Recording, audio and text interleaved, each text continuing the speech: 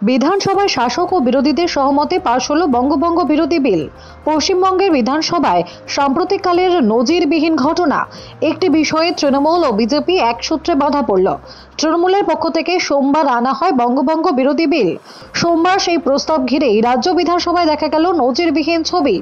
বঙ্গভঙ্গ বিরোধী প্রস্তাব সর্বসম্মতভাবে সমর্থন করা হলো বিধানসভায়। শাসক ও বিরোধী দলের বিধায়করা এদিন একসঙ্গে টেবিল চাপড়ে সেই প্রস্তাব সমর্থন করেন। শুধু বিজেপির পক্ষ থেকে একটি লাইন যোগ করে বিল পাশ হয়ে গেল।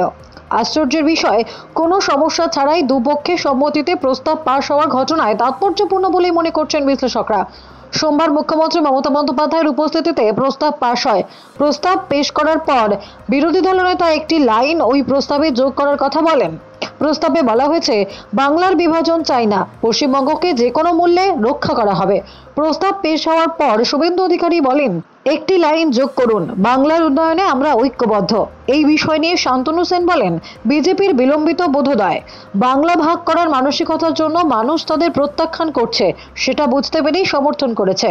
অন্যদিকে বিজেপি নেতা সজল ঘোষ মনে করছেন, এতে শাসক দলের প্রস্তাবে সমর্থন জানানোটা গুরুত্বপূর্ণ বিষয় নয়, কারণ যে কোনো মানুষই বঙ্গভঙ্গের বিরোধিতা করবেন।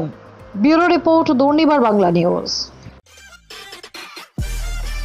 সব খবর সবার আগে পেতে আমাদের চ্যানেলটি সাবস্ক্রাইব করুন এবং পাশে থাকা বেল আইকনটিতে ক্লিক করুন, লাইক ও শেয়ার করুন।